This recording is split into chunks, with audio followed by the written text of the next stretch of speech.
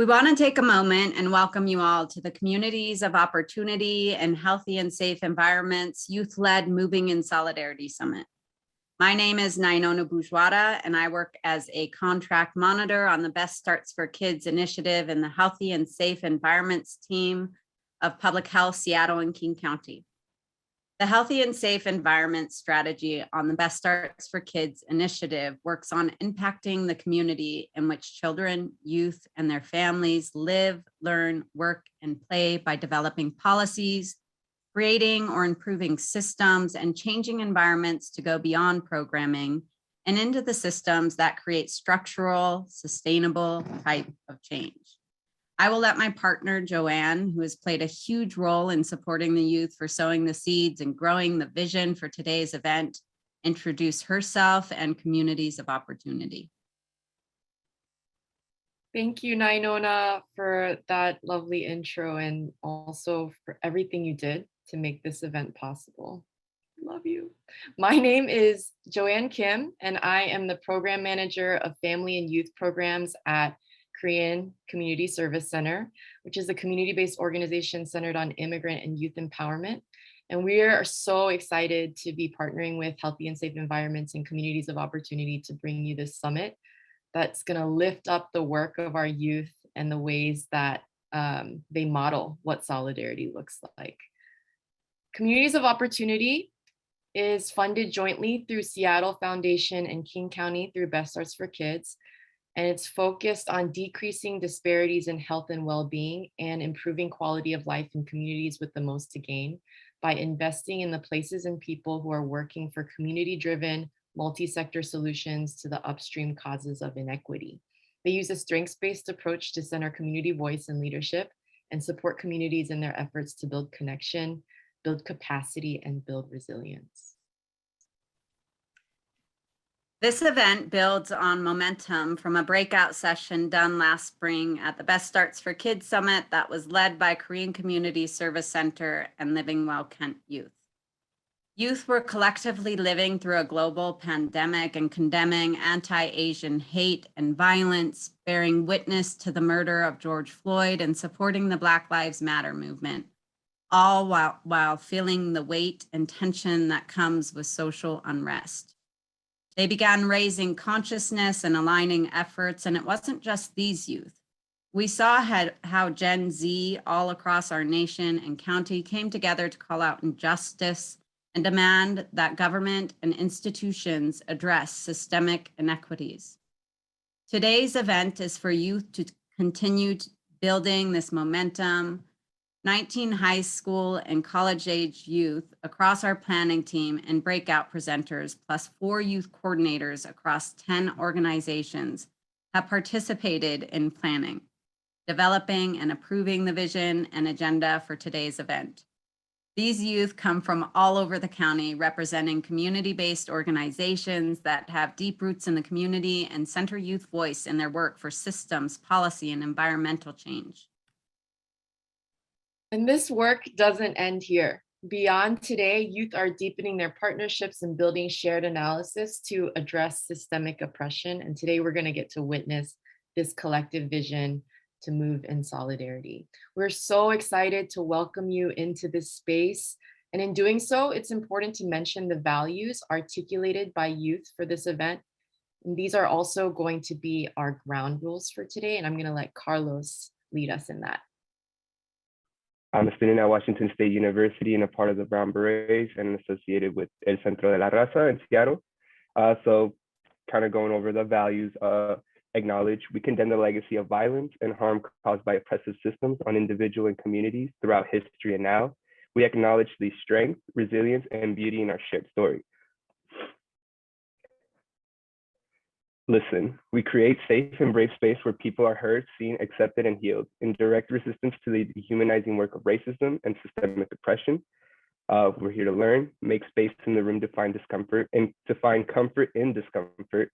An open door to self-evolution brings us one step closer to transformative change. And we will be moving in solidarity. We are not alone. Together we struggle, and together we must dismantle, heal, and love our way towards more equitable outcomes. Thank you, Carlos. And may it be so. We have a powerful agenda prepared for you today. And we're going to open with a land acknowledgement, which is going to be End Song, which is going to be led by Urban Native Education Alliance and Clear Sky Academy Youth, followed by a keynote by Edwin Lindo, who's going to speak on the impact of systemic racism across our communities and the power of youth social movements. And after the keynote, we're going to move into different Zoom meetings for breakout sessions, keyword different. In these breakouts, we're going to hear directly from the youth who have developed these sessions to name some of the problems we're facing in our communities, and they're going to share what they're doing about it, and they will do about it. And when the time comes, we'll post these links in the chat, and you can also find them on the agenda page of the website. Thank you for this image. Yeah, you can find them on the agenda page and also the breakout sessions page. You can find those links. Please remember when you click on those links that the passcode will be the same for all breakout sessions. The passcode is Unity with the capital U. And when the breakout session you're attending is over, you can leave that meeting and then come back into this main session using the same link that you used to get here. And that passcode is also Unity, capital U. And when you get back into this main session, you're going to hear some inspiring presentations performed by our youth, directed by Yehan Osanin. We do want to let you know, as you probably heard, that this event is being recorded, and the recording will be uploaded to the Communities of Opportunity YouTube channel and shared with all of our networks. So if you don't want to be recorded, please feel free to keep your video off. And this also applies to the breakout sessions too. If you don't mind being recorded, we would really appreciate if you could turn your camera on so that we can feel the energy in this space and really see each other and be present with one another here as much as possible. All right, we encourage you now to find a comfortable space if you have not already, to feel free to surround yourself with things that nourish you. And you can go, this can look like finding a beverage. It can also look like ordering food for yourself with the Grubhub gift card that you probably received in the mail, in your email this morning. Yeah, and I'm gonna turn it over to Yehan Osanin. Yehan is a somatic abolitionist, futurist facilitator, founder of Earthseed, their studio that uses theater in wild spaces to decolonize those spaces and the bodies that pass through them. And we are so fortunate to have them be our artists in residence for this project. Yehan has brought such inspiration and just life to this work by working directly with our youth who are shaping this event. And they held space for them to cast visions and speak truth.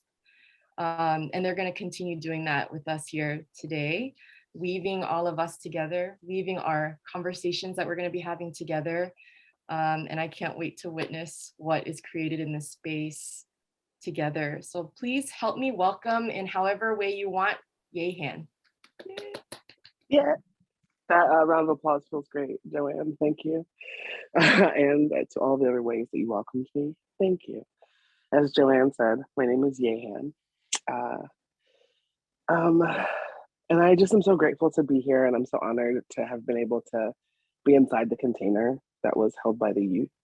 It was held by all of the adults supporting the work as well. So Joanne described me, and I often describe myself. I love you, Noah. I love all of you.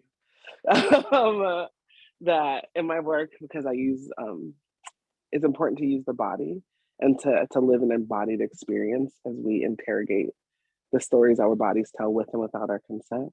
And so as we get to settle in together, I'd like to take a couple minutes to lead us through a bit of a somatic drop-in, so that way we can settle our bodies a little bit more closely, as if our bodies were more closely together. So this is an invitation to turn off your camera.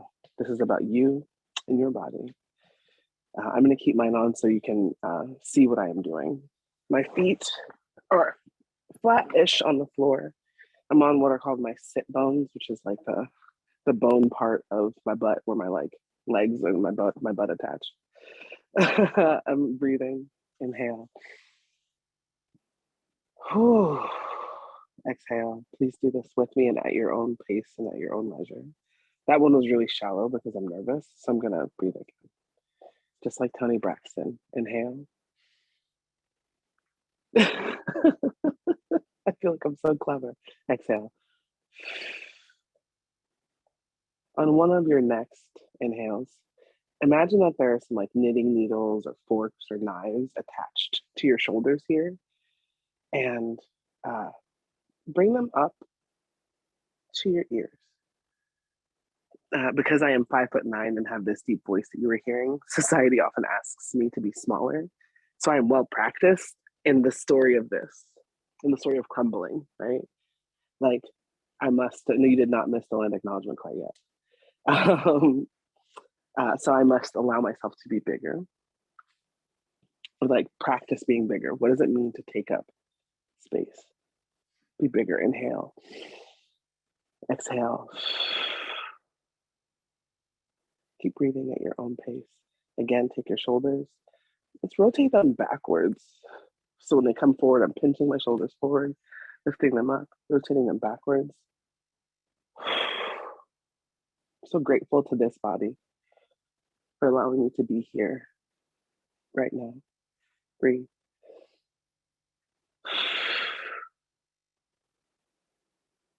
One of the things that white body supremacy does and other systems of oppression does is that it likes to speed up the pace so that way we can operate at the system or the pace of our programming and at the pace of our values. So that's why we're taking some time to slow down. We are working on decolonization. Let us move at a pace that allows for that. Thank you. Slowly come back to me. If you turned your camera off for the exercise, please turn it back on if you feel like it, if you can. Breathe. Thank you for that. Thank you for joining us. I saw a question there. I'm going to read this and then I'll check on that question and respond. So throughout today, there are opportunities for us to dialogue and respond to each other. Now, we want this to be interactive, so please share your reflections and ideas when there's an opportunity to do so. And those opportunities are frequent. We're going to try this out now by using the chat function to introduce yourselves. Please tell us where you're joining from and what you're looking forward to today. Using the chat function, please tell us where you're from and what you're looking forward to today. Okay, I'm gonna look through the chat. Yes, Tony reference, thank you. Oh, Shiku, you can go on my website. It's yehanosanyin.com. Oh, tech support with the support. I feel so supported. Thank you, Shannon. Oh, Renton, that's close by. Thank you for the pronouns, Carrie. All right, while that is happening, I'm going to introduce our land acknowledgement. Now it is a pleasure to have Urban Native Education Alliance and Clear Sky Academy youth lead us in a land acknowledgement and song that will help us to remember and move into a sacred and collective space for today's event. UNEA is an organization founded and maintained by the Native community in King County that provides intergenerational support for Native youth and families to strengthen Native identity using cultural knowledge, tools of empowerment, and change strategies that prioritize Native voice. It's an honor for us to have UNEA's Clear Sky Youth, Giselle Jenkins, lead us in a land acknowledgement. So, Nainona, I'm gonna put some stress on you. Will you come in and read this next part for us, please? Yes, I will. Thank you. So for our opening song and land acknowledgement, we will have Native youth from Urban Education Alliance. The song will be performed by Leilani Norman, who is a member of the Blackfeet Nation, a junior at Middle College, a UNEA intern, all while running for Miss Junior Washington pageant.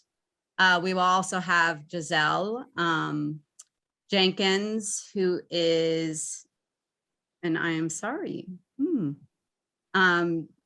she will be leading us in the land acknowledgement. She is Unangan and Aleut a junior at Ingram High School, a UNEA intern, and a co-founder of the Ingram Native Club. Please let us give them both a warm welcome and opening us and moving into a sacred and collective space for today's event. Hi, I'm Giselle. I'm so happy to be here, and I'll be presenting the Clear Sky Land acknowledgement here. We acknowledge that we are in the homeland of the Duwamish people, the first people of this land, the Snoqualmie, Snoqualmish, Tulalip, and Muckleshoot tribes. We raised our hands to honor of all descendants of the Duwamish and Coast Salish people. We thank them for their hospitality as the first people of this land, and then for the continuing use of the natural resources in their ancestral homeland. We recognize the immense, immeasurable, and often unrecognized contributions and sacrifices of the Coastal Salish and Indigenous people, and we acknowledge the ongoing disparities, racism, and political invisibility experienced by the Coastal Salish and Indigenous people of this land. Thank you.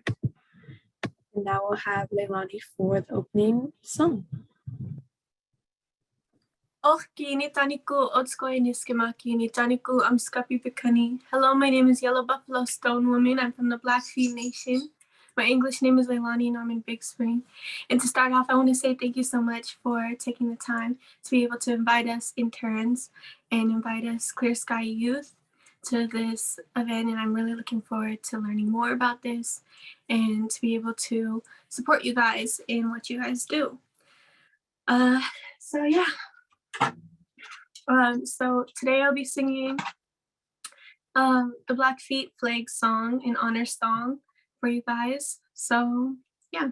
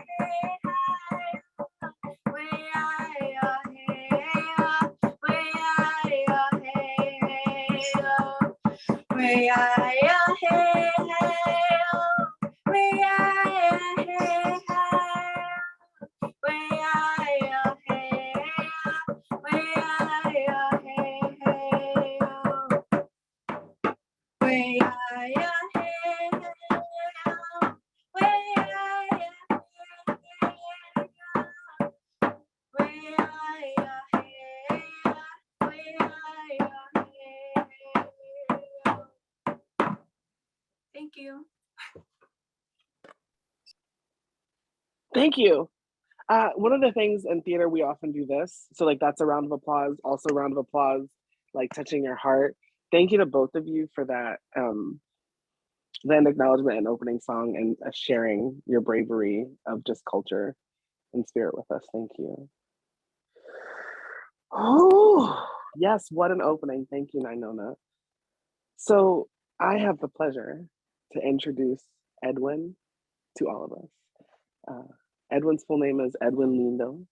And I know Edwin as the homie that I ran into at the coffee shop that, you know, you chop it up with every once in a while. And then I like learned that he was famous and brilliant. And it was like, oh, wow, like not only are you someone that is cool that I want to build with at this station where I know I often go to this station and I have a plan for what I will do in terms of work. And then the station and the community at the station has a plan for what work I will get done. And it was such a pleasure to like learn who Edwin is and learn about Estelitas and learn about his work. I will read this for us because it is up. Edwin is the associate teaching professor, and he is an associate teaching professor, and he has embarked on the journey to ask and explore the hard questions of race and racism within the institutions of medicine and law. Edwin brings this interdisciplinary study of critical race theory. I'm assuming that is Latino or Latina criticism and others to medicine and law, so that we can better learn how racism detrimentally affects our health, our learning, our teaching, and justice. Edwin is also the creator and host of the Praxis podcast, a podcast focused on addressing racism within medicine in all of its forms.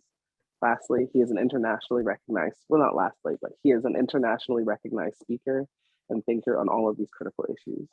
I know he's also a family man. He is a husband and a father, and he is a wonderful community member. So if you can raise your hands, raise your spirit, raise your heart to help me join me in welcoming Edwin Linda. Thank you. Yehan, thank you so much. It is an honor to be here with y'all. We don't have a ton of time, but I will try to make the most of this community that y'all have opened up for me.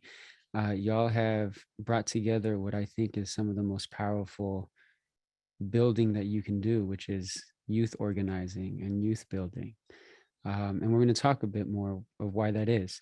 But the title of this entire session has solidarity in it. And so what I want to talk about is solidarity, self-determination, strategy, and why youth.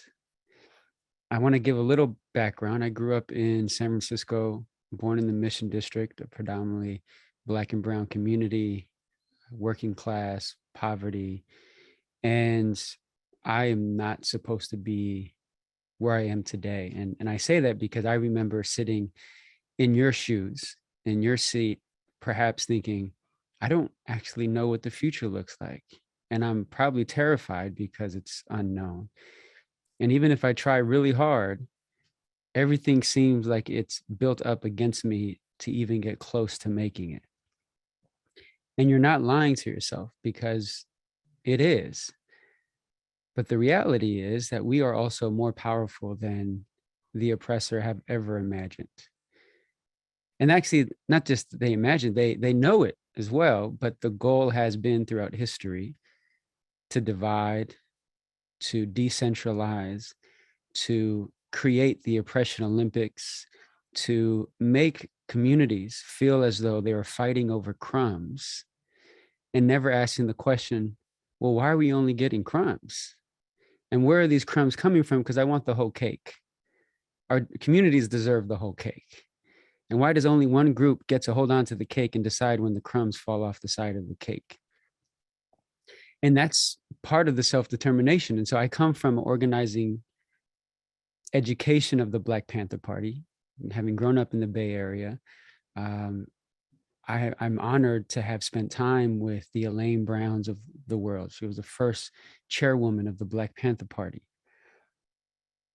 The studies and learning of Huey P. Newton. The largest collection, one thing we didn't mention is I'm also co-founder with my wife of Estelitas Library, which has one of the largest collections of the Black Panther newspapers in the world. And the reason I've spent my life doing that is because there is an intentional act of erasing the history that shows us the map on how we get power in our communities. How many of you have ever seen the Black Panther newspaper, have picked it up and read it? And it's not a jab, or it's not a diss that you haven't, but I want to make the point that it's not an accident. I remember going to school and my teachers, professors, as I was getting into college, I ended up going to law school, my professors there telling me to not even mention the Black Panther Party because it was too political, because it was too radical. And I want you to write this down. Angela Davis talks about the word radical. Angela Davis was also a Black Panther, a Black feminist scholar.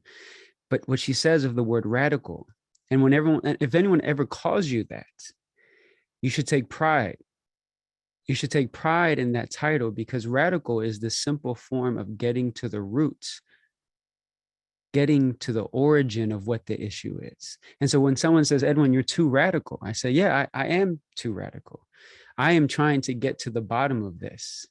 I am trying to understand why our people are consistently being marginalized and oppressed and degraded and dispossessed of homes. And if that's an issue, then yeah, we're going to continue to have the issue that's the work that I do. Now, going back to the Black Panther Papers, in there, and it started in 1967 on March 1st when they killed a young Black man in Vallejo, California, and the Black Panthers came out and they wrote the first newspaper and published it, and it was their way to share information. There was no Twitter, there was no Snapchat, there was no Instagram.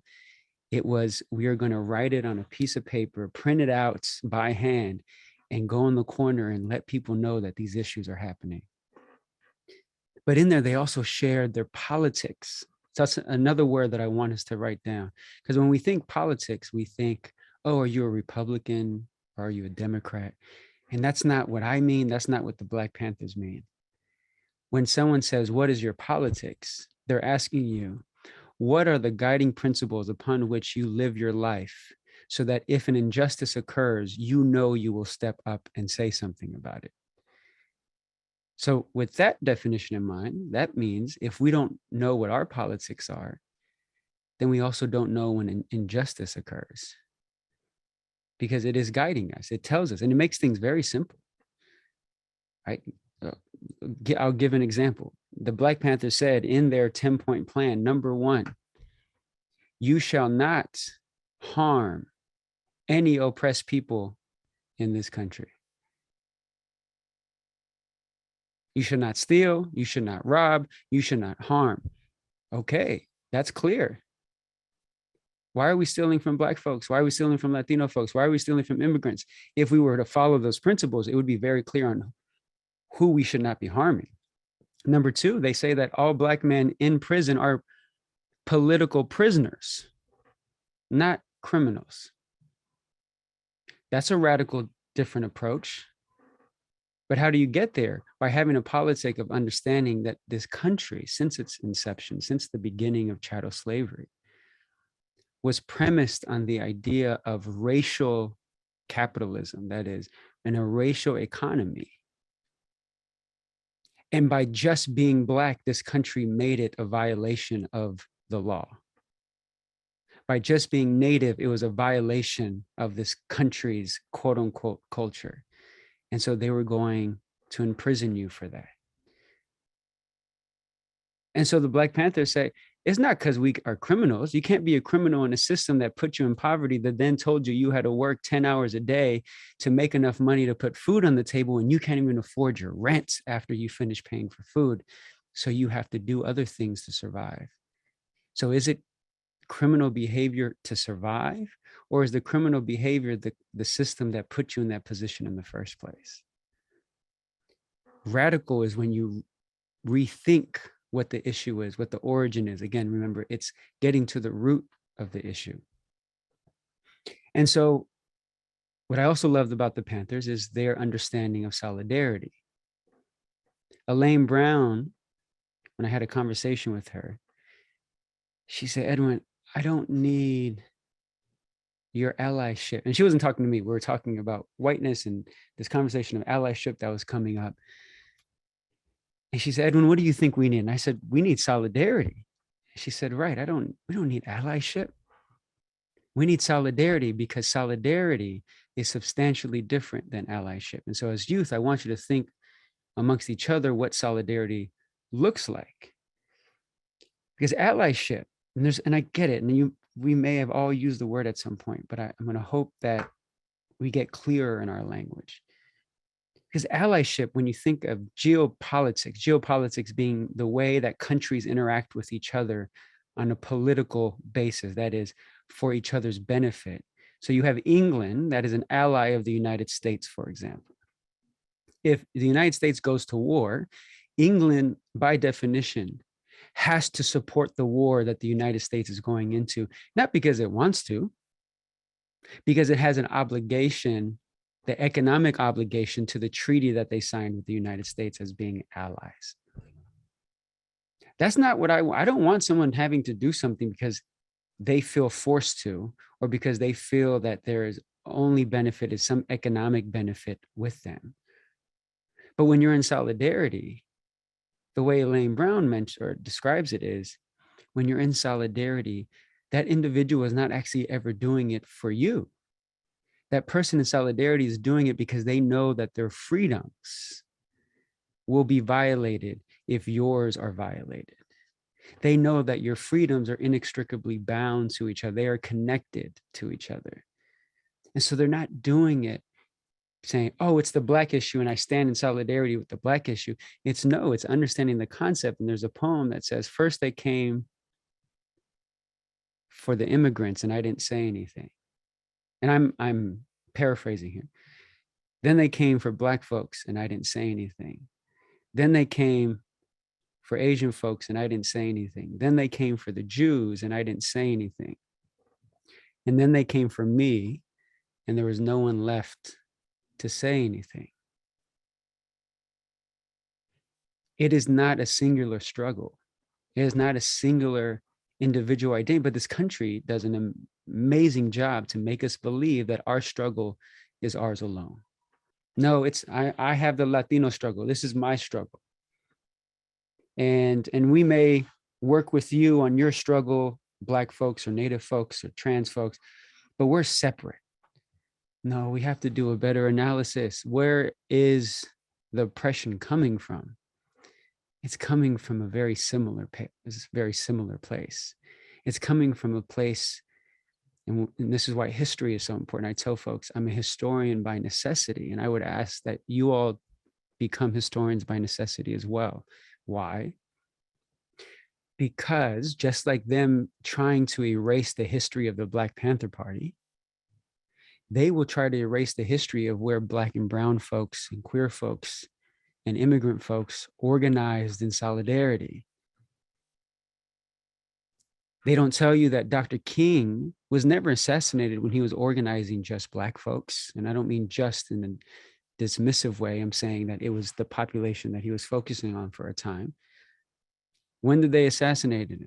They assassinated him when he was organizing poor people around the struggle of racial justice and economic justice. And the country said, oh, see, now you're going too far.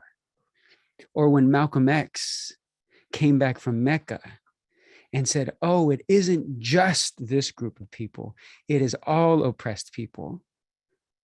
And they said, no, actually, we can't stand for that either. We're going to have to not let you do that anymore. It is when we stand in solidarity that a system sees that as dangerous. And when a system sees it as dangerous, then it means that we're doing the job, but it is a scary place to be. And so solidarity is when we know and believe deep in our hearts that our freedoms are bound to other oppressed people. And so you don't actually have to even know what is they're going through, because it is a different experience. I'm not saying it's the same experience, but the struggle is the same. And so no one has to, you don't have to say, well, I don't understand what the issue is here. When another oppressed group says we have a problem, then we say, great, I'm here in solidarity with you. Let me know what we need to do. It's actually very simple. But we have other influences that say, well, I don't understand them, so I'm not really, that's not my issue. It's because we don't have a strong understanding of solidarity. Now, getting to self-determination, it goes hand in hand with another concept that I struggle with, especially around, and we'll talk more about this later, but around social media and the clapbacks and the cutest thing to say on social media. And what do I mean by that? You have Toni Morrison, who told us that racism is the biggest distraction we have in this country. But what does she mean by that? She didn't diminish it to suggest that it's not real. She said it's completely real. What she meant by that was they tell us we can't read, so we spend our lives proving to them that we can read. They tell us we can't produce art. So we spend our lives producing art to prove to them that we can. They tell us we can't speak properly. So we try to talk in a certain way so that we get accepted. They tell us we don't dress right. They tell us we're not good enough. They tell us we can't, and we can't, and we can't. And we spend generations trying to prove to a people, to a system, where it'll never actually be good enough, that we believe we are good enough. But who's doing the work on the community that has been oppressed during that time? If we're spending our whole time focused on disproving a system that never actually is going to accept it, it's a distraction because it's taking your energy, it's taking your resources from the ability to turn around in your own community and say, you know what, forget them. We need to build ourselves up. That's what self-determination is. When the Black Panthers said self-determination, what did they do? They said, fine, you don't want to feed our children? We will. They built the first breakfast program this country had seen, the first free breakfast program in Oakland, California. They fed all children, Black, Asian, whoever came in there, really. Said, if you're hungry before you go to school, come on in. Now, they were smart. They also understood that was a tool of organizing the parents. Right? They said, well, we take care of the children, they know we'll take care of them. And it worked. But what happened? The United States government then said that the Black Panther Party was the #1 enemy of the state because they were potentially poisoning our children with their breakfast program. And they said, we don't need you. We don't need your money. We're feeding our own children. Leave us alone. And they continue to do it. And then about 15 years later, 20 years later, it became a statewide endeavor in California where it was free breakfast for all students in elementary school. And then it became a national program, the free breakfast program that a Republican said that he created, which he didn't. It came from the Black Panther Party, the most radical organization, one of the most radical in this country. But what we said and what some of the Panthers have shared with me was, Edwin, I need you to stop spending your energy responding to racism exclusively. Granted, there's going to be some crazy, like someone's going to say something crazy and you need to respond. You need to put it in perspective. You need to say, no, you're not going to do that. I get it. But what we do now is there's people sitting on Twitter waiting for someone to say something racist. Well, let me tell you what. You don't have to wait because it's happening every day. And if we constantly are waiting to respond to that thing of racism, we're going to spend our whole lives doing that. Which means then that white supremacy has stolen your energy, your time, and your resources, taken it from you, put it on themselves, and said, now I own you because I stole your energy. And you don't get to give it to your community. That's not an accident. It's meant to do that.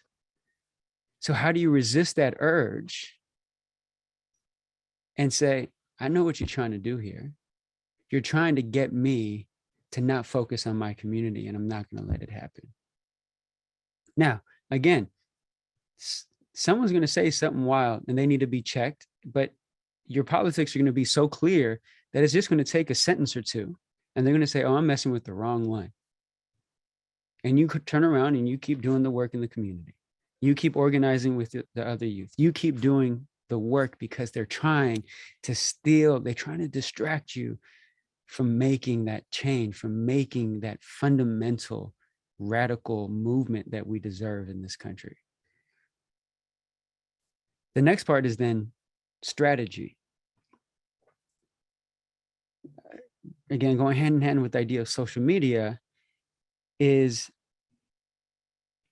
we need to have a strategy in our organizing. What I mean by that is, and some people may not agree with me, and I'm happy to have this conversation, social media isn't real. Think about it. If the internet shut down, what the heck are you going to do? How are you going to organize? Do you have the person's address? Can you knock on their door? Do they trust you enough for you to say, hey, meet me here at 6 p.m. and 25 people are going to show up? Because guess what? The folks in the 60s did. They didn't need the internet. They didn't need Twitter. And I'm not saying it's not effective. It's a tool of organizing, right? It amplifies information and knowledge to get people there. But we can't be wholly reliant on it because it will let us down. Organizing is not the number of likes that show up on the screen. And I'm saying, as a person who's verified and blue badged on Twitter, like, I understand it and I don't believe in it as the tool of liberation. Because organizing is cultural work. What do I mean by that? This act of wanting to move towards freedom is cultural work. These are, as it's funny because the right will say, oh, it's a cultural war. And actually it is. It is a cultural war. It's a cultural war of racism versus freedom. A country that has no culture is the United States of America. And some people may disagree with that. Again, happy to discuss it, but hot dogs and the Star Spangled Banner is not a culture. And when I ask many of my white colleagues, so can you please tell me what the American culture is? I can't get a response because there isn't one. Now, if we were to say exploitative racial capitalism, slavery, individualism is a culture, then sure, maybe that's the American culture. But culture is traditions, ceremonies, language, food, healing, ancestors, generational knowledge that gets passed down. We don't have that here because everything has been an intentional act of ripping history and culture and ancestral knowledge. It's actually been the goal of trying to not create culture so that it can be so independent and individualized, again, for the purposes of making organizing and solidarity much more difficult. And then so back to strategy. It feels good, believe me, I know because I was there. It feels good when I post something and it's like, that was clever. That was clever. Like that was a clap back and people are liking it and it's getting reshared. But then I sit in my bed and I'm like, but did it change anything? What did I change? Who is now motivated? Who did we organize? And I can't say I did. And organizing is hard because it comes down to two very basic things. One, it's sharing and understanding and embracing humanity. And two, it is consistency. And sometimes we want it to move excruciatingly fast. We're like, I need 10,000 people marching tomorrow. It doesn't actually ever take that much. And about 5 years ago, there was 5 of us in San Francisco. I had done a lot of organizing around police terror and police brutality. And they had shot and killed 5 young Black and brown men. One of them was my neighbor. And the 5 of us who have been doing this work for some time said, look, we've done everything. We protested, we went to City Hall, we wrote the letters, we knocked on the doors, we shut down freeways, and they're still killing our community. What do we need to do now? And we decided, well, we're going to do a hunger strike then. And for 18 days, we didn't eat. And we sat in front of the police station on 17th and Valencia. And I lost 25 pounds. My dad was terrified and thought I might die. The doctors were worried getting close to day 17, because when you get close to 3 weeks of not eating, your body starts eating at the proteins in your muscle, which is not healthy. And the community rallied. Thousands of people starting day 9 and 10 started showing up in front of the precinct. The precinct had to put barricades up. The mayor had to respond to questions from the media. So what are you going to do with the hunger strike? And his response was, well, I didn't tell them to do that. So they decide what the outcome is. He didn't respond to us until 12 days into, we didn't eat for 12 days until the mayor called us. That's how much systems don't care. And his call was, this is the best police, our demand was the police chief needed to be fired. He was the tip of the snake, and he needed to be fired because he allowed this behavior. And his call said, this is the best police chief we've ever had. We can't fire him. He's the most progressive. He was also the most paid. And he was also the most sinister, because we knew the underbelly. We knew the facts of the department he was running. And we didn't know what was going to happen. I was terrified.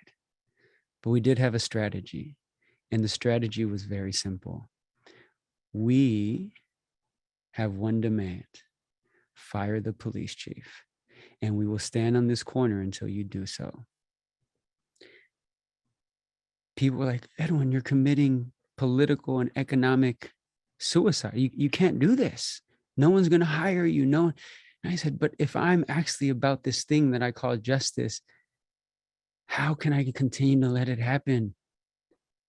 And I'm not saying everyone, this is not a recommendation to go do a hunger strike. It's a recommendation to have a strategy. And the strategy was, don't move, don't budge until we get the result. And 18 days later, shortly after that, we were in the hospital.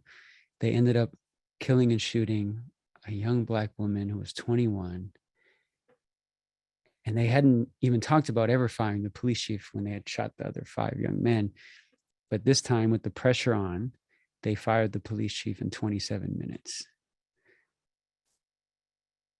And it was a win. Unfortunately, we lost another sister. It was a win in that no one ever thought it was possible. No one. But, and I had people telling us, terrible idea. Do not do this. You can't get him fired. Once he was fired, everyone was, we loved your idea. We knew this was going to happen.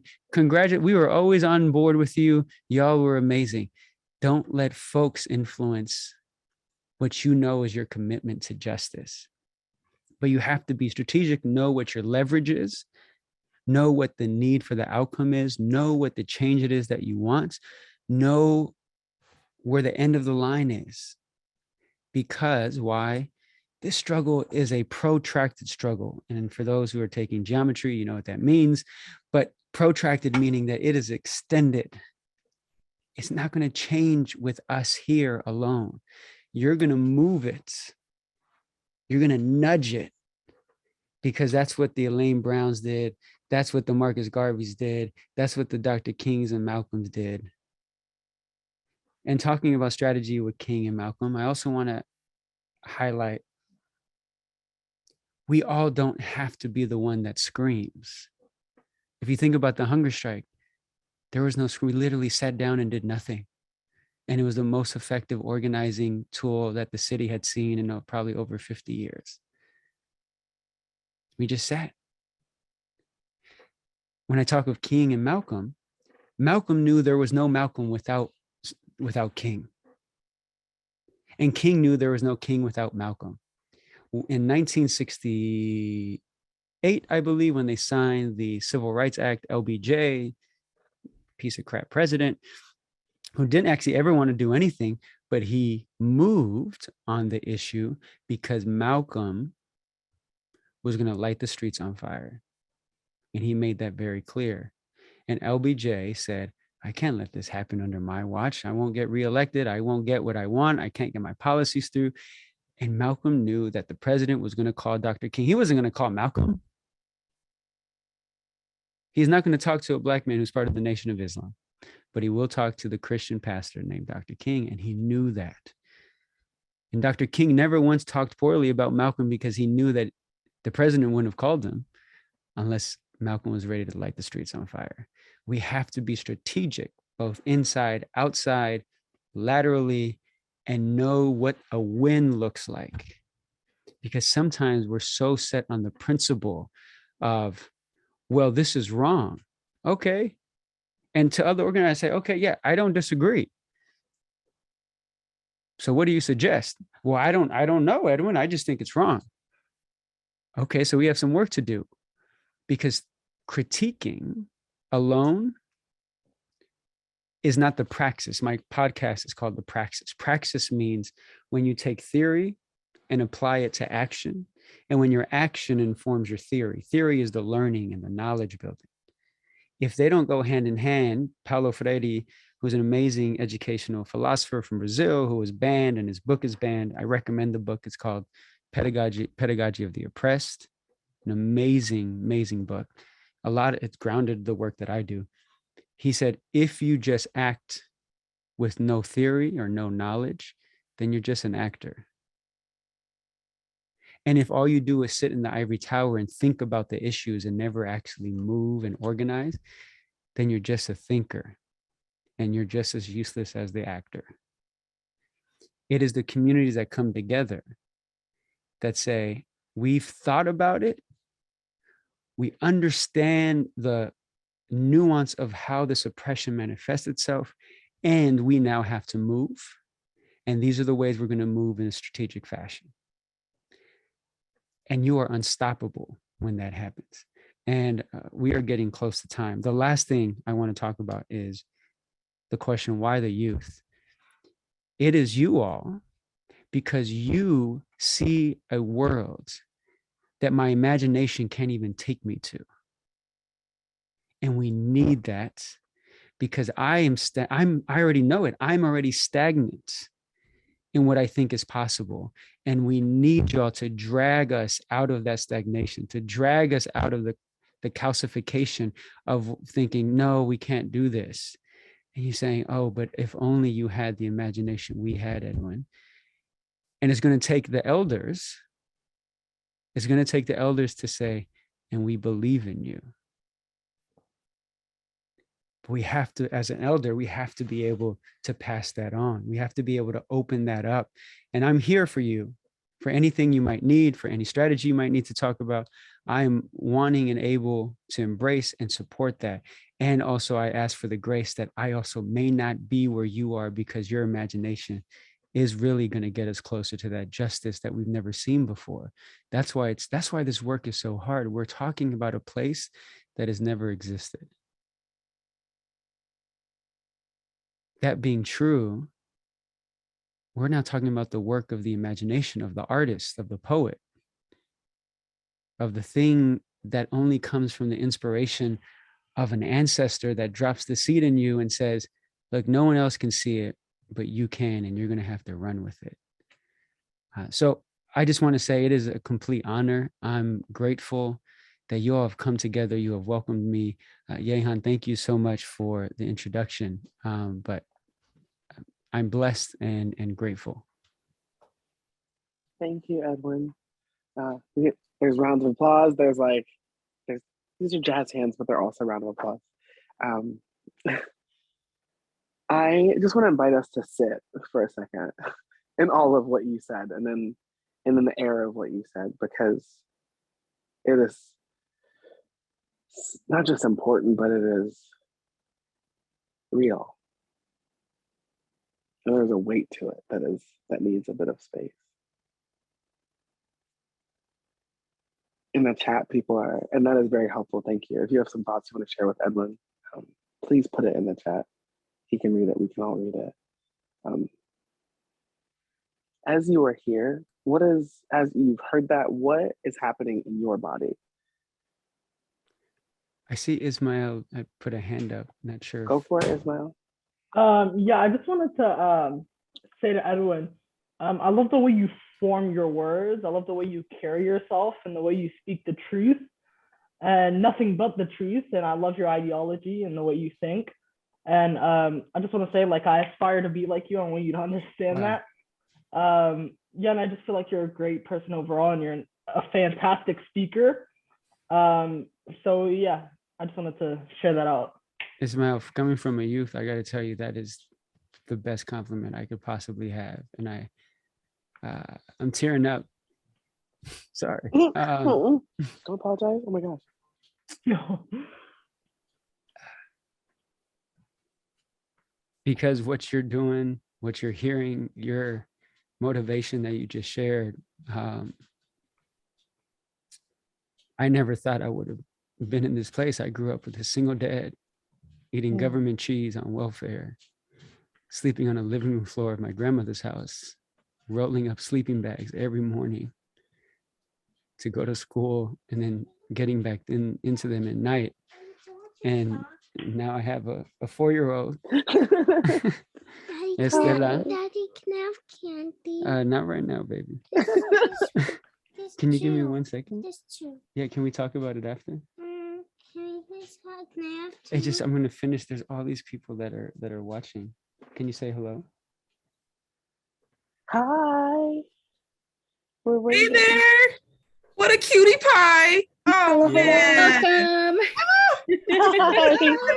Welcome.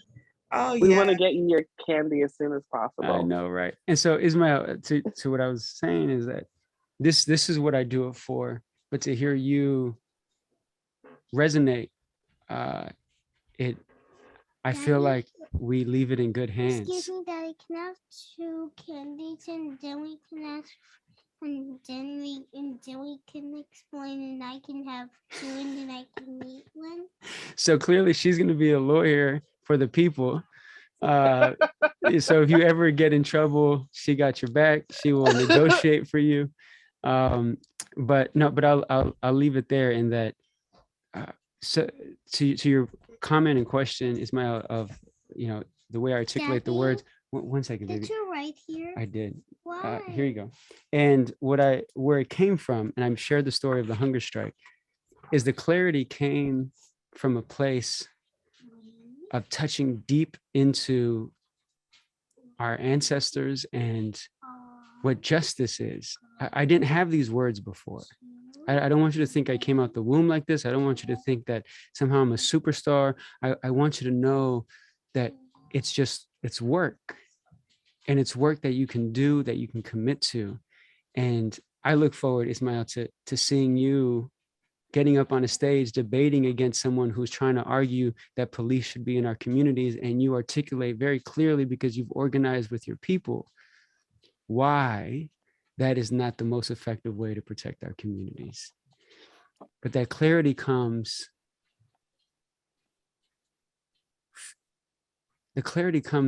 I'm trying to figure out the right word, but it's not just suffering. The clarity comes from a place of unconditional love for your people. And that includes suffering. Excuse me, Daddy. Did And you so say- I would leave Daddy, that there, and Excuse me, thank Daddy. you, Ismail. Excuse me, Daddy. Thank you You're welcome, and to thank all you. of the generations that just showed up in that moment. With that, I'm going to transition us to a 5-minute break. Please, this is a humanity break, a nourishment break, a digestion break. We will be back at 2:07. Thank you.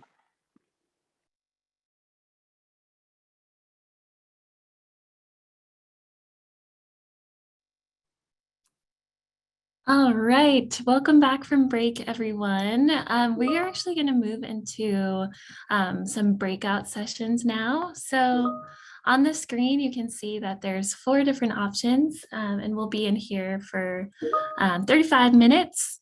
The first breakout, we'll be exploring what is our story, looking at microaggressions, stereotypes, impact on mental health in different systems that they are in schools, homes, and other spaces.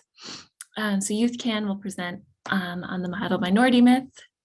The second breakout session is on food insecurity impacts on immigrant and refugee communities.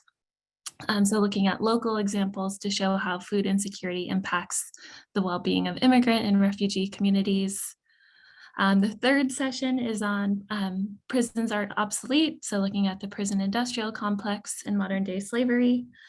And then finally, the fourth option will be a panel on the intersectionality of gender and racism. So in a moment, I'm going to put the links to the different sessions. So these are going to be actually different Zoom links. So you can select which of those sessions you want to attend. And all of the speakers are ready to present. You can choose to move around between the different spaces or come back to the main Zoom room. So I'll put the links for those as well. If you do ever get lost, you can go back to the main webpage, which is movinginsolidarity.com, and all of the links are posted there as well. Lastly, all of the sessions will have a passcode, and it is Unity with a capital U. So with that, we're going to move to the breakout sessions, but I'll just pause and see if there's any questions.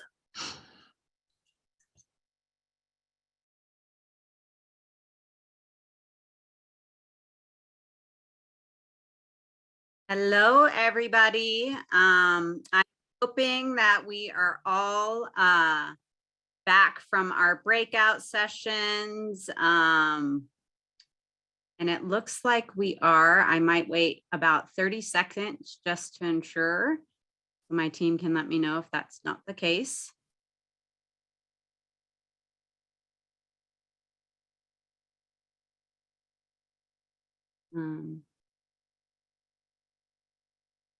Okay, I'm going to bring us back. So I hope you all are as pumped up as I am, hearing all of those stories from our amazing youth. Powerful, powerful, powerful. So we're going to take a moment so that Mariam Mohammed, Ave Demond, and Julia Krupkin can introduce the King County Youth Bill of Rights, which is an example of how youth voice and needs are being elevated to develop a youth declaration of rights that will inform systems change and positively impact youth in our King County community for years to come.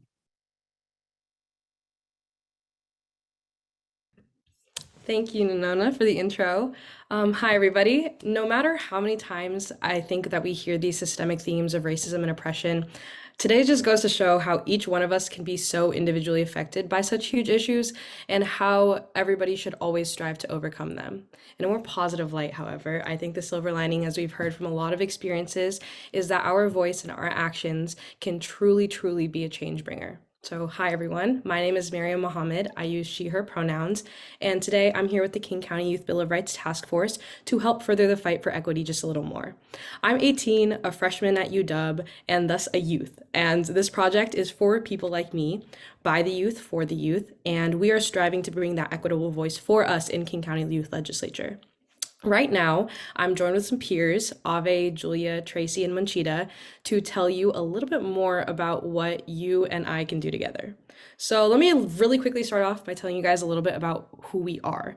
So the task force's mission is to help guide leaders in shaping the political future for the next generation, which is us, by identifying our wants and needs today. So I'll pass it off to Ave and Julia to tell you a little bit more about how we can do that. Hi, thank you, Miriam. I'm Ave. I use she, her pronouns. I'm 17 and I live in Tukwila, Washington. And first off, I'm so grateful to be here and thankful for this space and being able to learn and grow and hear each other. So thank you to our hosters and our panelists. You may be wondering, however, what does the King County Youth Bill of Rights have to do with me? Why should I care? Why should I take the time to declare my rights? Well, as youth leaders involved in political discussion, activism, and action surrounding institutionalized racism, systemic oppression, and white supremacy across Washington, I find that it's easy to sometimes feel helpless. Like the issues we have to focus on are sometimes too daunting or too large to face alone. As someone under 18, it has been especially easy for me to feel like my voice doesn't matter in politics because I can't vote yet. The Youth Bill of Rights seeks to directly tell our legislators and our representatives in King County what we want, what youth need, and the issues we are facing and have faced for generations. We deserve to present our needs and begin to influence King County legislators and legislation now. To tell you a little bit more about how you can declare your rights, I'm going to pass the mic to Julia to tell us how we can declare our rights and spread the word about how our voices can be heard. Hi all, I'm Julia. Thank you so much, Ave. So my name is Julia Krupkin. I use she, her pronouns. I'm a 14-year-old. I live in Issaquah, Washington. And I'm going to tell you a little bit about how you can help out with this project. So different ways that you can help. First off, declaring your rights. We're going to talk about that quite a bit in just a moment, but you can also serve as a Youth Bill of Rights ambassador, which involves a training, and you can present the Youth Bill of Rights and declaring your rights to up to 3 different peer groups and get $50 for each of those presentations. So you can make a little bit of money off of that as well. And you can also share the news about the Youth Bill of Rights with your friends and family. We just really want to get the word out there. We want everyone to be declaring their rights and just getting the information out there. Also, we would really appreciate a follow on our Youth Bill of Rights Task Force Instagram. We've got that up on the screen right now. We are still getting it up and running, so we would really appreciate a follow or just trying to build a bit more of a platform. All right, so declaring your rights. On the next page, we are going to have a QR code and also the link you can just type into your browser. So go ahead and scan that or type that in. And that will take you to a form where you can put in your name. That part's optional. But we require your email address, your zip code, and your age. People who are 24 years old or younger and live in King County are eligible to declare your rights for the Youth Bill of Rights. So then type in your rights and what you want for all of youth in King County. So first off, what is a right? Basically, it's just something that you care about, that you think all people need. And so an example would be all of us have the right to feel safe in our communities and homes. You can put in whatever you're passionate about or find important, especially with today's topic of racism and white supremacy and dismantling that. Just whatever feels important to you and whatever you would like us to be including in the Youth Bill of Rights. We really care about your answers. We're going to be looking over them and deciding, how we can fit that into the Youth Bill of Rights as best as possible. So please be thoughtful about your answers, because we really do care about your rights and the rights that you find necessary. So we're going to give you some time right now to go ahead and declare your rights. We'll be playing a video from our task force members about why we joined this project, and we hope that you take some inspiration from this video and just take some time right now to go ahead and declare your rights. Thank you so much.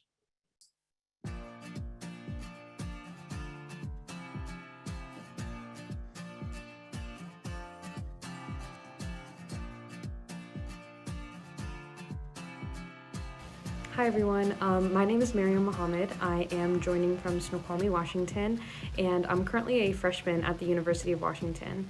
I'm getting on board with the Youth Bill of Rights because I believe it's really critical to have equitable voice in the legislative system, and I feel that youth as a population have been excluded from that or overlooked from that just because we don't have enough representation in the legislative system yet. I also believe it's equally critical to have rules and regulations that shape the future of this country as youth want it to be and not as something that's like a relic from the past. And moreover, I think it's important that we have youth representatives that are exposed to the legislative system so that when it's passed down to our generation, we know how to handle it properly and we can help humanity with it instead of hurting it. Hey everyone, I'm Josue Lobos. I'm 15 and I'm a sophomore. I'm excited about the Youth Bill of Rights Task Force because I think it's very important for our youth to have a voice in all discussions that could potentially affect us in our communities. I think this project is amazing because us as young people of color get to fight for the changes we really care about and for the changes we want to see. Hi, my name is Layla. I'm a 12th grader and I go to Mount Rainier in Des Moines, and I think what's important to center our youth around King County is definitely telling our youth about what can be changed in our world today. A lot of us don't really know about our laws, regulations, and I think that's really important because many rules are set in place, and if you don't know what's being told to you, then what's really going to happen, And just for us to come together as one, as a group, and we could choose our own laws that would help our county, would be a great help. Hi, my name is Tracy. I'm a junior at Interlake High School in Bellevue.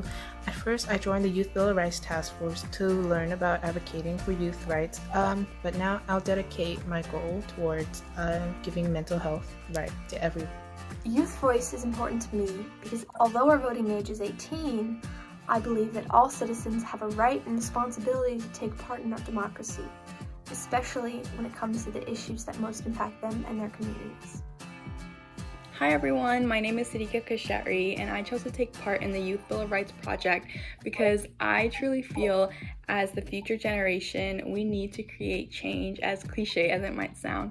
Oftentimes our voices are unheard of because we are too shy or feel immature speaking out, and so I think it's amazing that the King County has given us the chance to collaborate with kids from all around the region and make something as empowering as the Youth Bill of Rights, which will help a lot of kids as we take in their input and listen to what needs to be changed.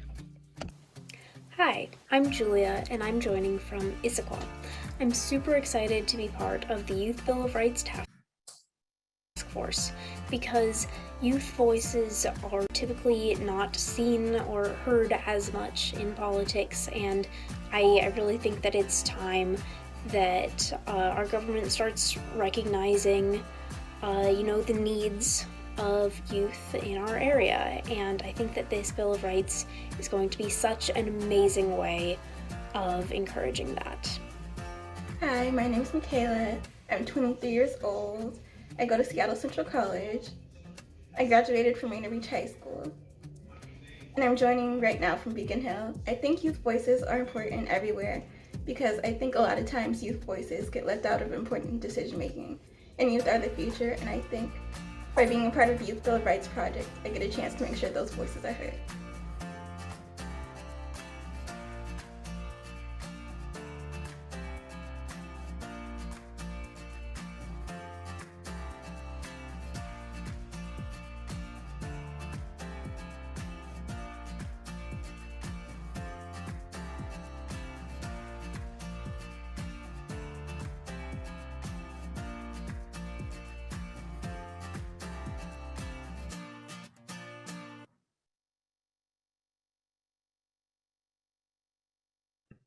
So, if you guys have the opportunity to, please declare your rights as soon as possible. There are a bunch of links that our friend Ashley just posted in the chat. And I hope that bringing this initiative to the table for you all gives you guys hope for another path and an opportunity of change. Remember that it's your right to have your voice represented, and it's your right to have your needs addressed. So no matter what your identity is, it is your right. So feel free to spread the message to as many youth as possible. And if you guys have any questions, there are ways you can get in touch on the next slide. Just the email and the link that's listed there. Last thing, please boost this survey to as many youth as you can to declare your rights, whatever you feel is necessary today. So yeah, thank you all for your time.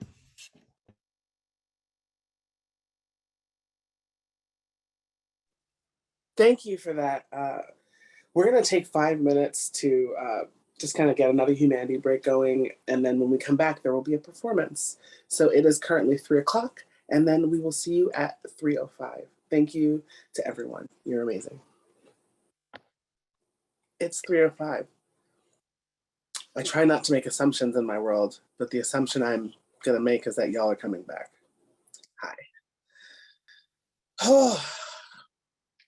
My food got delivered during the break, so don't forget to use your gift certificates for your Grubhub lunch. I got pupusas from the Pupuseria, the Salvadorian bakery. I'm curious about what y'all got. All So, those are fun. who is that? No, you come back on. Who is talking? That's one. That was me. That was me. Pupusas, what kind did you get? The revuelta with pork and cheese. Oh, absolutely. I like the simple ones, the bean ones with cheese. That's the other one I got. Yeah? So, yes. Those are so good. That's really good, yeah. People who love food are my favorite, so thank you for existing. I'm the biggest foodie in the entire planet. Let's compare afterwards, like in the post discussion. We will go at it. I'll bring Brussels sprouts. I will die on that hill. Okay. No. Which food is better than which food? No, wait. Well, he will too. He will too.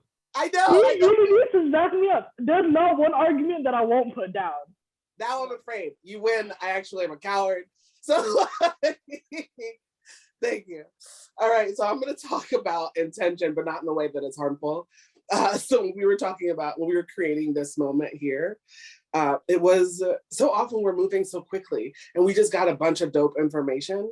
And so this part, we wanted to be able to give folks an opportunity to interact in a way that is a little bit different than you usually do. And however, it is a little different than in person. So if we were in person, we'd give you like crayons and pieces of paper and like watercolors and paints and be like, listen to Sid's wonderful voice and like create and reflect and talk to us.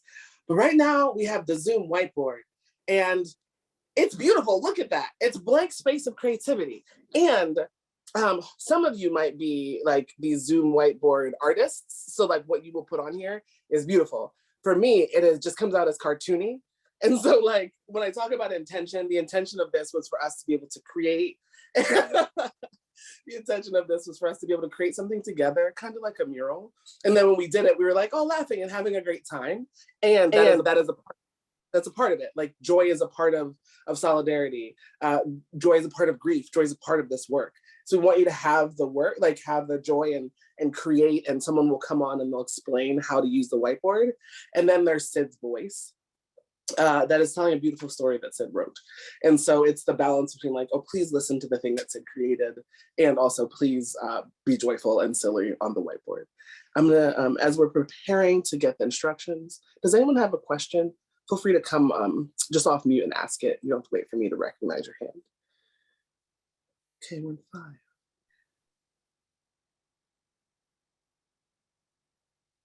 Fabulous. Time for instructions. The whiteboard is being shared right now. Can everyone see it? All right. And so if you don't see the toolbar up there, go to where you see sharing screen, you're viewing the screen, and then you can click view options and then select annotate, and the toolbar should appear there.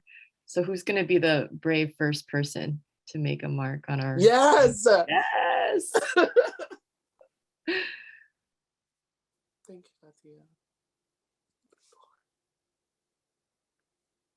You can draw, you can type things through text, you can stamp different shapes, you can format your lines so that they show, yes, expression, personality, emotion. Y'all got this.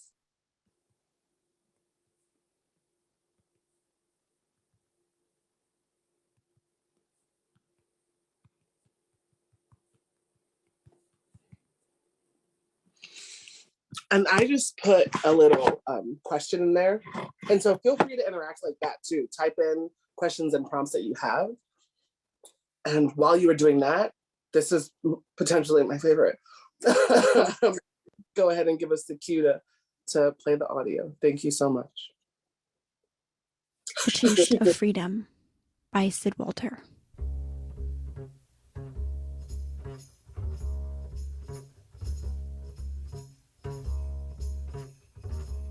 I've never discovered the taste of freedom.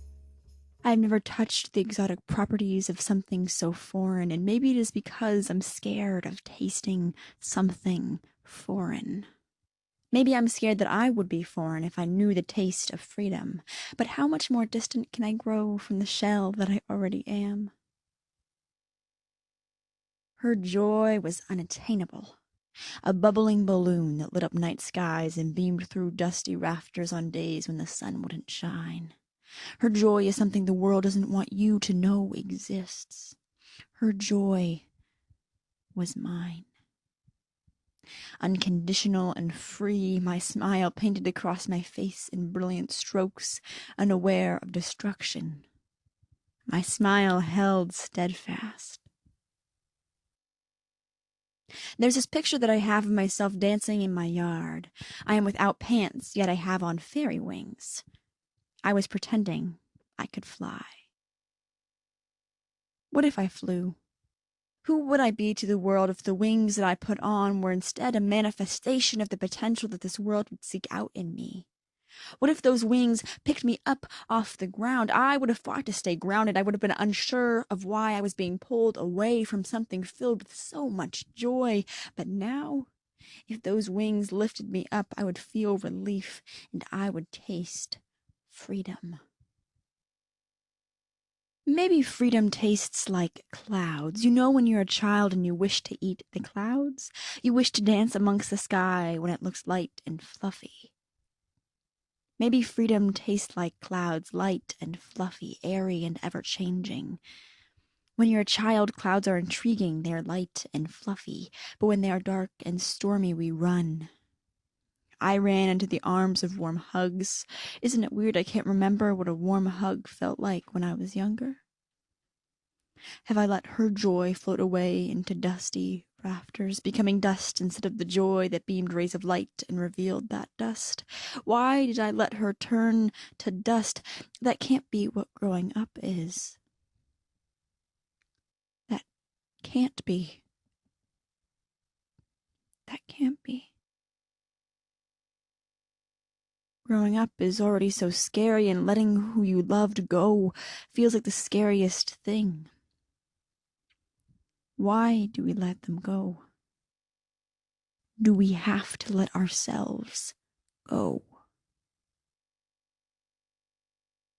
There's this image in my mind of me laying on the ground, pounding the floor, begging for her return.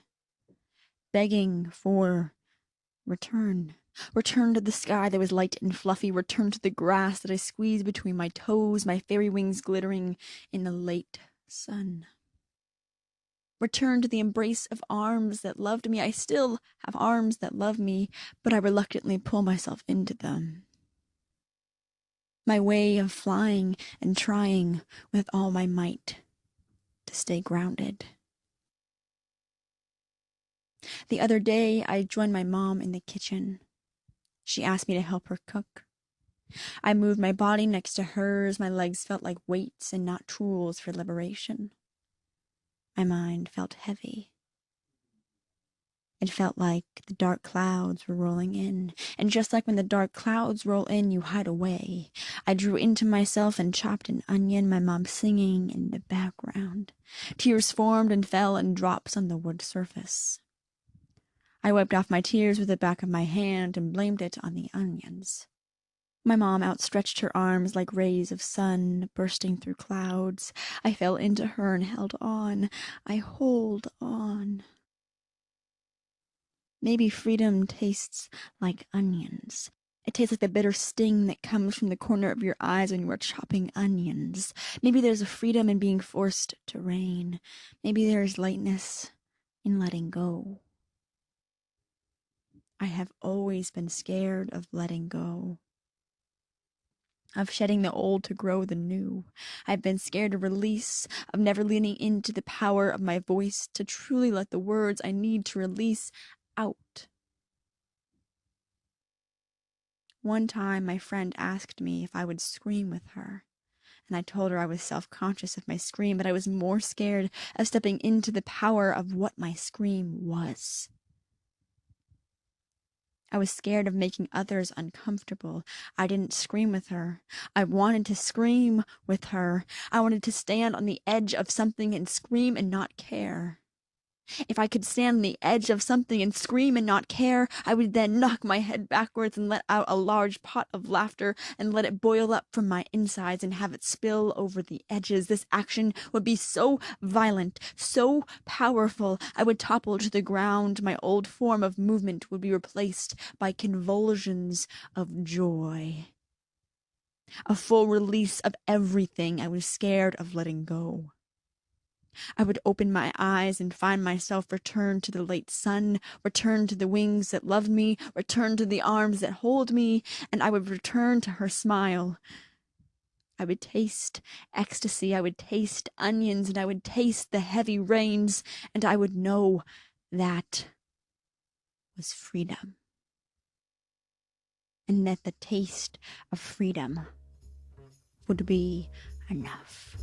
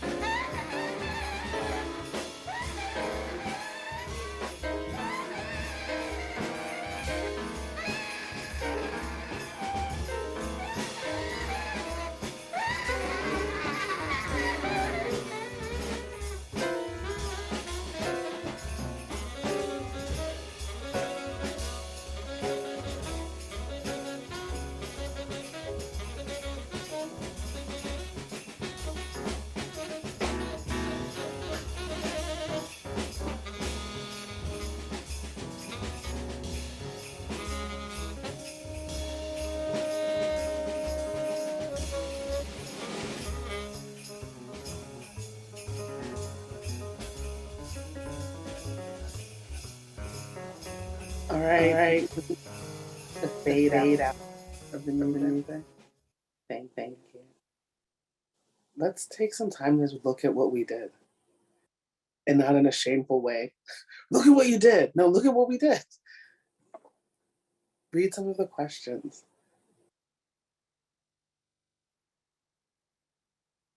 Oh my goodness. Capitalists are scared of you. Keep them quivering in their dirty boots. Yes. I would like this whole thing on a t-shirt, and I'm not kidding. Yeah. And one of the things I love about this is like solidarity is not smooth. This work is not, evenly drawn squares like a farm from above in a plane. Like this is what this work is. This work is green circles and quotes, and I love this. The blue person in the top right of my screen with 3 fingers, right? Like we're all showing up here. There's so much creativity here. Thank you for this. So I'm going to transition over to Joanne. Thank you so much for your whole lives and just existing and participating. Joanne. Yeah, is it possible to save this? I don't want this to go away.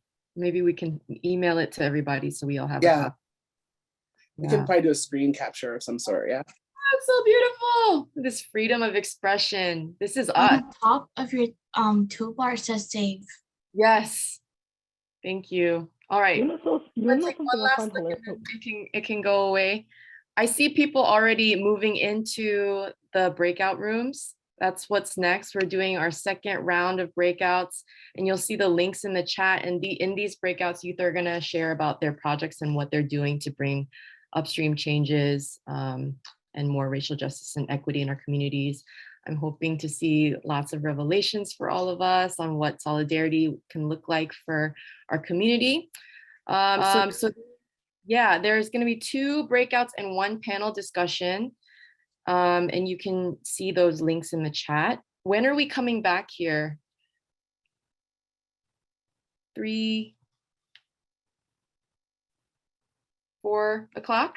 4:05? It'll be. Well, I had a question. Yes, Ismail. When are we going to do the performance piece? After the breakouts. Okay. Yes. So you can go into your breakouts and they'll lead you back here after the breakouts are done. Thank you, everyone.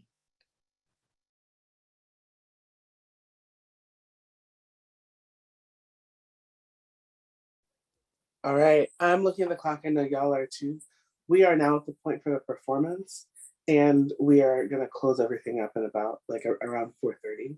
I just want the performers to know that we're pretty close, and so if you can just keep your eye close in terms of time, you can just keep your eye on the chat. We're gonna be trying to communicate things to you via chat and also the text thread. For the audience, one of the things that's interesting about doing theater or performance in the Zoom world is that the audience, you can't hear them in the way in which you can in the theater. And so you can't actually factor them into your performance. And so something that will be really helpful for performers is if you are active in the chat, just like you were throughout the session, they can check that out. Also in terms of trigger warning, it's hard sometimes with this balance because yes, it is trigger warning and it is also life. And so I just want you to know that if you need to head out, if none of the images are violent in terms of gruesome, they are violent in terms of systemic injustice. And so if you need to head out at some point, please do take care of yourself and come back into the waiting room around 4:20 and we'll let you right back in. All right, and so this is, it's multimedia. It might go a little slower because of Zoom and the internet, but it'll be videos and speakers and, just really excited. So whenever you're ready, go ahead. 4 years after Seattle police shot and killed Charlena Lyles in her own home, a step towards justice for her family. No amount of money to bring my mom back. I appreciate the money. It helps us with we won't get my mother's emotional support, and I still want to see the cop that did this prosecuted. Back in 2017, Lyles called 911 to report a burglary at her home. I thought it was me.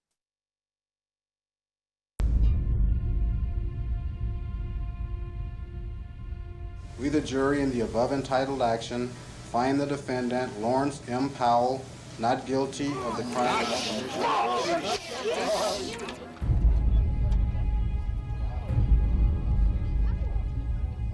Section 118.1, a felony, as charged in count 3 of the amended indictment. It's 29th day of April, 1992, signed by the foreman. Depravity and insanity always stun you. You just think that rational beings would at least be semi-rational. Civil people would at least be semi-civil.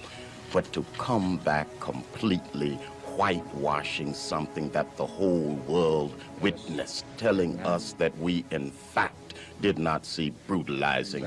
This is a brutalization of truth. That's the tragedy of America. Strong reaction coming in to verdicts in the Rodney King beating trial. 4 police defendants are acquitted on all but 1 count. I thought it was us. Members of the jury, have you reached a verdict? If you'll please fold the verdict form and hand it to Deputy Jarvis.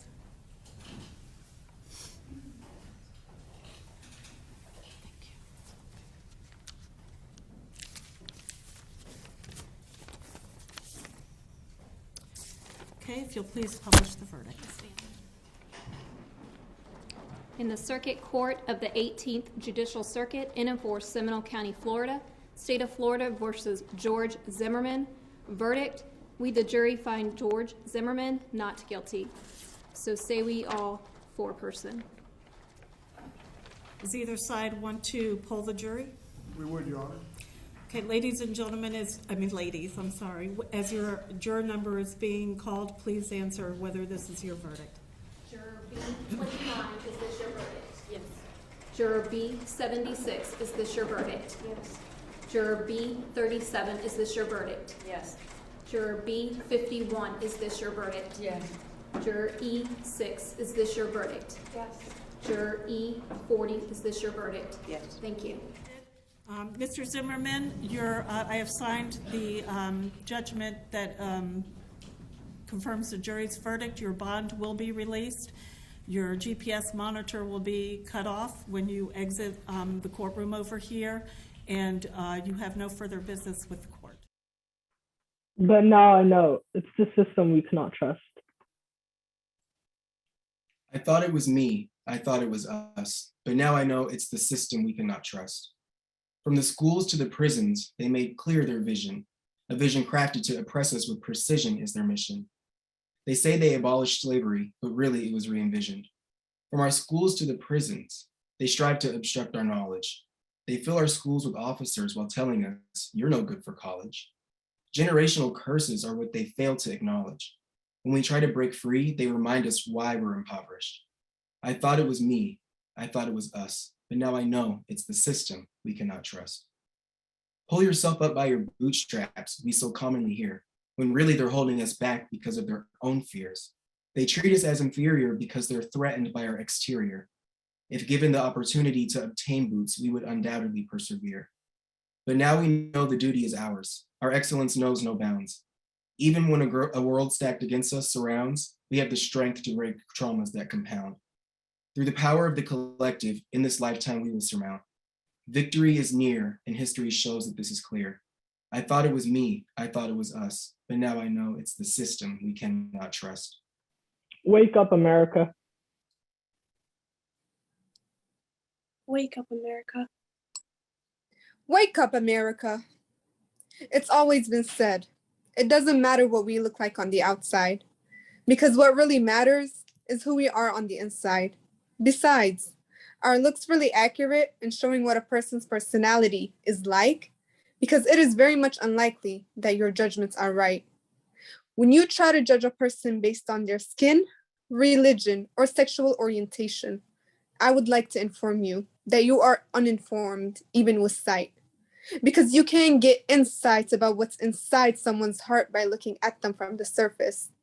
You have to dive deep to understand who they are and what's their purpose. But instead, you judge us with your eyes and sometimes your ears, but you don't listen to the full stories. You only hear what you want to hear, like how all Muslims are terrorists and that Black people have a higher tolerance for pain. Yeah, we've always been put in those categories. Wake up, America. This is getting ridiculous. How can a whole nation be a bunch of terrorists? And how can a human being Yes, a human being. Let me say it one more time so it's clear. How can a human being's pain tolerance be the question? Is it because their skin color is darker than yours and nowhere near your whiteness? Now that's just outrageous. See, the thing about racism, it's very contagious and it's been passed down through stages and generations, but we no longer have the patience. And I don't want to hear anyone say anymore that if you cut me open, you will see that we all bleed the same blood. Because you don't need to see my blood in order to see that you are no different from me. We may have been raised differently, but God created us equally, yet uniquely. So don't try to overpower me. You having white skin and different beliefs does not make you more powerful than me. You made us struggle through our lives, but that was a mistake because our struggles made us stronger. And now we are awake and will never, ever break.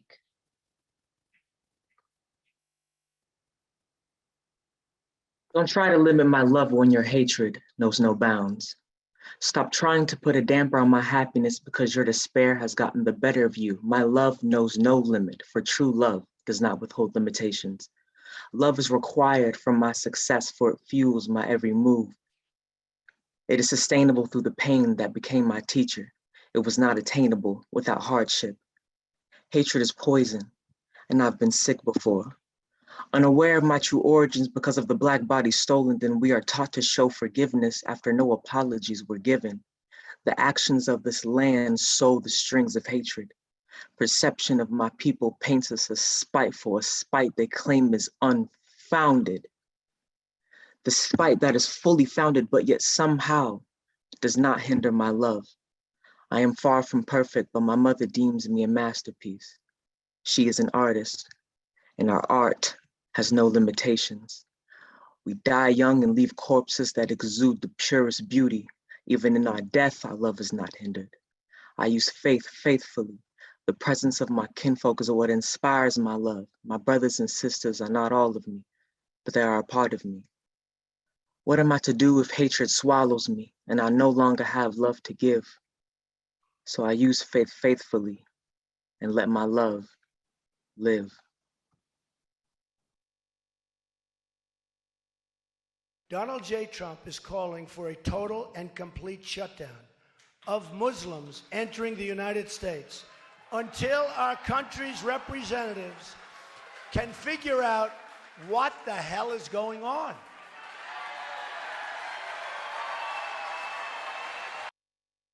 Loved ones and supporters gathered outside Linwood City Hall Monday, mourning the death of Tirhas Tesfatzian. No one deserves to die behind bars and not know what happened.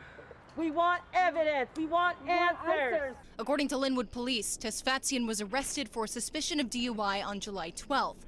36 hours later, she was found dead near the showers in the female housing units at the Linwood jail. Snohomish County medical examiner ruled her death a suicide. White tears. White tears bring fear. It is as if your deathbed is near. But for some, that fear is just a fear. But for many, it's a reality. We wake up knowing we're the target, the same one that are at the shooting range, the same one that the police learn to shoot with, and the same ones they shoot young Black men with. Oh, but that's just a fear. But it's reality when you see them white tears. I hear the steps from the patrol officer who pulled me over on the highway coming closer. Thump, thump, thump. All I could hear is bump, bump, bump, the sound of my heart. I have instant flashbacks from Philando Castile. He was only 32. He was too young. He got shot in the lung. And we better use our tongue to speak up for injustices in our community. I have a dream. That's what was said on August 28, 1963. That was 57 years ago. 57 years too long to be oppressed that was hollered on the speakers at the Lincoln Memorial. And the echo of the speakers still lasts today, but choose to be unheard. Yet the same ears that go deaf are the same ears who listen to 4 white tears.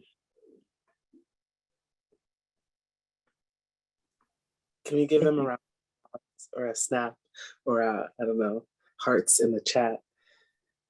Thank you to all the performers. Performers, look at the screen. There's some hearts that are up there. There's some dialogue in the chat for you. As we come to a close and as I transition us out, our questions that you can ponder on are, with whom are you moving in solidarity? Are you the judge asking the jurors to return an unfair verdict after years of unfair verdicts? There are so many stories. Some of them we've seen today. There are ones we experienced when we're apart. And it often feels like there's a line that separates us from those that oppress us. But it's actually not a line, it's messier than that. It's shades, it's a kaleidoscope, it's shattered glass. It's a sinew of our humanity as it crawls beneath our skin. With whom are you moving in solidarity? Thank you again to the performers. Joanne. I hope you all are feeling moved and inspired by the stories and wisdom that these youth have shared today. I know that all of us in communities of opportunity, healthy, safe environments, best starts for kids, and the organizations that these youth represent have been awakened and inspired by this event and the organic way in which this youth vision and partnership has grown. We say their names: Eric Garner, Michael Brown, Tamir Rice, Freddie Gray, Breonna Taylor, Andre Hill, Manuel Ellis, Dante Wright, Charlena Lyles. The list goes on and on and on. Egregious acts of injustice playing out on the daily. Some are blatant, while most are subtle. Systemic racism and white supremacy are baked into laws, regulations, and institutional policies, making it hard to name. They are literally killing our friends, neighbors, family, and our planet. The murder of George Floyd changed our future in a way that led hundreds of thousands to the streets in protest of police violence and the anti-Blackness that's present in so many systems. Systemic racism doesn't happen in isolation. We are all impacted, whether we are privileged or oppressed by the current system. It is the youth who show us that unified movements and upstream responses reflect love and are the answer to change. Youth, with all their beauty, intricacies, wisdom, and strength, are holding up the sky. When we fall back into complacency, the youth say, "Wake up, America. George Floyd's life mattered. Our lives matter." We want to thank our youth for their collaboration and sharing this vision of moving in solidarity. Thank you for leading us in discussion and in changing the impacts upstream so that the world can be more just. Thank you to all our partner organizations who have elevated youth voice and have wholeheartedly supported them in their efforts to create change. I'm now gonna turn it over to Shiku and Rama to close us out. Hi everyone, I'm Shiko. As a member of the planning team, it has been such a great experience to co-create together to make this conference happen. As you all have experienced throughout the conference and the breakout sessions, and even in just this powerful performance we just had, that there are some dope folks doing amazing work both in and outside of their organizations. I also want to say thank you. You know, it was great just having everybody here, having everybody listening to us. It was amazing. It was, you know, the performances were powerful. I was, you know, on my toes for every word that everybody was saying. The breakout sessions were really great. And I just want to thank everybody for their time. We're all impacted by systems of oppression. The panel that Angela and I were in were a part to shed light on the harmful systems that we are immersed in that reinforce stereotypes and erase the nuance of our identities. Living Well condemns systems that create food deserts where immigrants and refugees are denied basic human rights. YouthCon of Korean Community Service Center in their breakout sessions attacked myths reinforced by systems that justify hierarchy and any divisions in our community and negative mental health impacts for youth.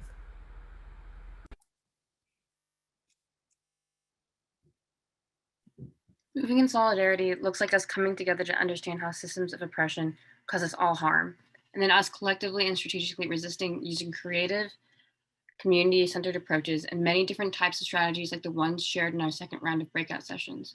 Shout out to Alliance for Gun Responsibility, Choose 180, Feast, Empower Youth Network, 442, El Centro de la Raza, the Brown Berets, and Living Well Kent for sharing how youth are leading this work. We are making a way and invite you to move with us by supporting our organizations and the community we formed through this project. Let's stay connected. You can put your name and contact information on the contact list on Google Sheets if you have not already done so. By continuing to communicate and build relationships together, we will change the policies and systems that oppress and divide. Together, we will weed out hate and nurture love and connections through relationships across cultures, communities, and issues. Move in solidarity with us. We want to thank you for attending today. Your active participation shows us that we can grow in our commitment across the many identities and communities represented here to create systemic change towards radical equity, bringing us back to even our keynote speaker and the amazing words that he said today. I really want to ground us in that. As we're leaving, please be gentle with yourselves, unclench your jaws, relax your shoulders, take a deep breath, use your Grubhub, nourish your bodies. And I hope the remainder of your year is filled with belly aching laughter, and may you center yourselves in joy. Take care, everyone. Bye. Thank you so much, everyone. This was super fun and super rewarding. I hope to see all of you guys in the near future. It was a great experience. And thank you so much. I'm honored to work with you guys. Likewise, more. Thank you. I just want to say something real quick. I hope all of you stay golden. Every single one of you that think differently, it's a gift, and it's something very inspirational to hear everybody's voice. So thank you for sharing today, everybody, and for being here. Thank you. I loved hearing everybody's personal stories and their beliefs, and I agree with every single one of you guys. So I just want to say thank you. Y'all, I wish I could have made it to every breakout session. Like, I was sitting here in my own breakout session being like, dang, I'm missing this other one. I know some dope things were being said in those sessions. But like, I was taken aback. First of all, Noah, wow, you like the things that you said in that last breakout session really took me aback. All y'all are just some dope individuals. Like, keep doing what y'all are doing. I'm excited to watch the other breakout sessions after this. That's what I was just about to say. I was about to say, you know what? I'm ready to see it on YouTube as soon as this comes out. Exactly. And you should also say that you all will continue this work into 2022, right? So moving solidarity vision is going to grow and evolve, and yeah. Bigger and bigger. You all are so amazing.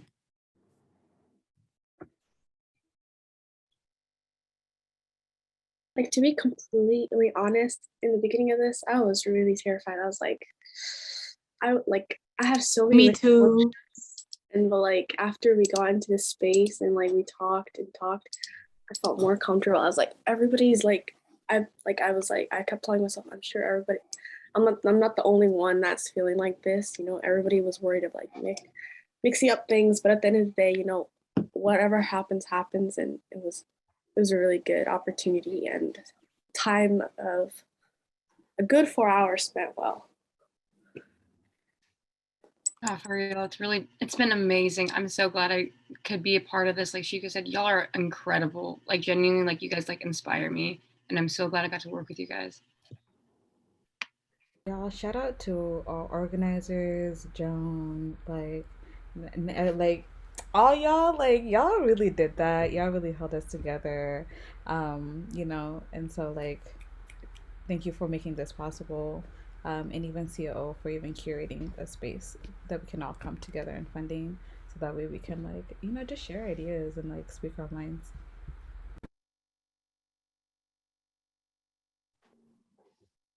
I just want to shout to Yehan. Yehan, you're a beautiful soul, and thank you for bringing us back into our bodies. Thank you for knitting us together in community and setting the tone to really create something where there's love present, where we can see each other. It was beautiful. Thank you, Yehan.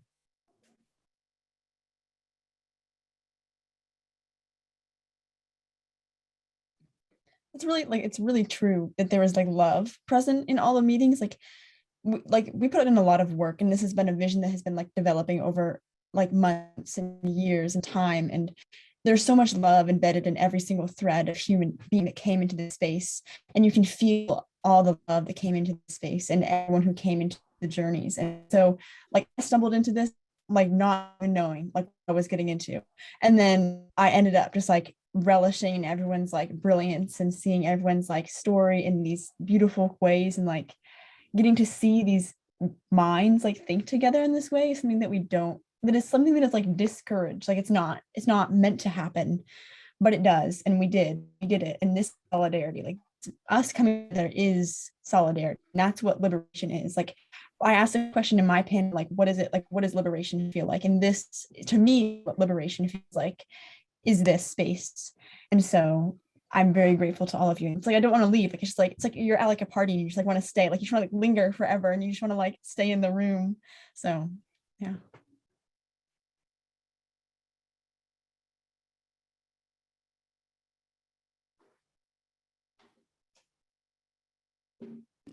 You all are making me so emotional. I just think of that.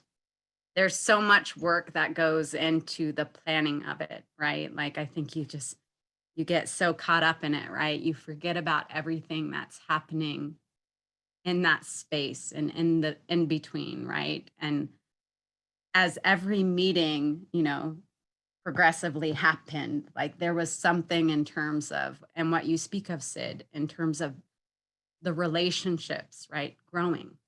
You all became closer and you knew each other in ways, like in intimate ways, right? Like you all, and in the sense of like knowing personal stories, right? Stories that impact on such a personal level, right? Like trauma, healing, and joy. That idea of like building liberation through the joy of sharing that space and healing and reclaiming, right? It's so beautiful to witness, and so much gratitude to you all for just bringing yourselves and your beauty and your hard work. And so much thanks to Joanne and Yehan for just keeping it real, right? Creating that like sacred space, right? So that we all could feel safe, that we all could, or you all could be authentic, right? And lifted up, right? Like that you all brought such an amazing vision, and there's just so much gratitude to you. And of course, Cascadia and Kai and Whitney, the behind the scenes team. May, you're amazing, right? To really just take this vision and help us to do the scaffolding and be able to not have to worry about like all of that, busy stuff, right? I feel like that support allowed that space to remain sacred, right? And so I'm so moved on so many levels, right? Like beyond just the professional level, this hits home on so many personal levels, right? Like when Edwin did his speech, and Ismail, you had talked about like that being so inspired and moved, right? Like very much, right? Like that, all of the things you all talked about were just like so real for me, and thinking about it at the systemic level, right? Like how it touches all of our lives, and this fact of we are all connected. And so healing doesn't happen in isolation, right? Like you all have healed me. And so I'm just so grateful for that. We love you, Nainona.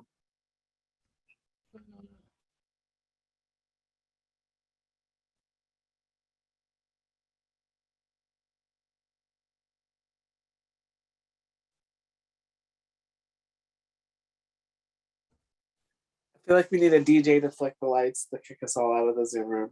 Like, all right, you have to go home. Well, you maybe are home actually. Like, you don't have to go home, but you can't stay here. You can stay where you're at.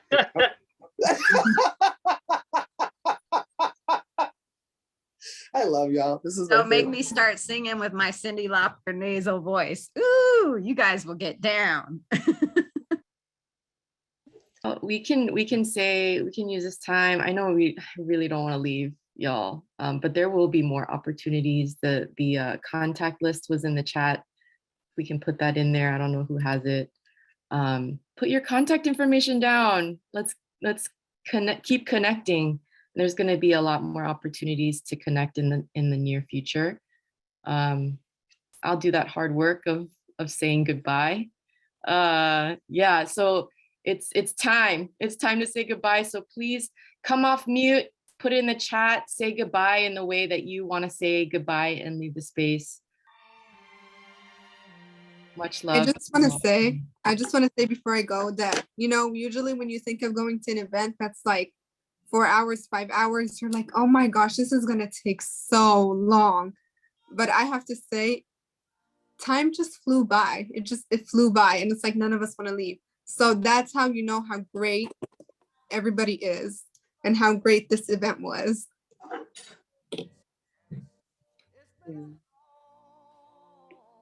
I love you all. Love you. Bye. Bye. It was amazing. Bye. Bye. Bye. Bye. Thank you.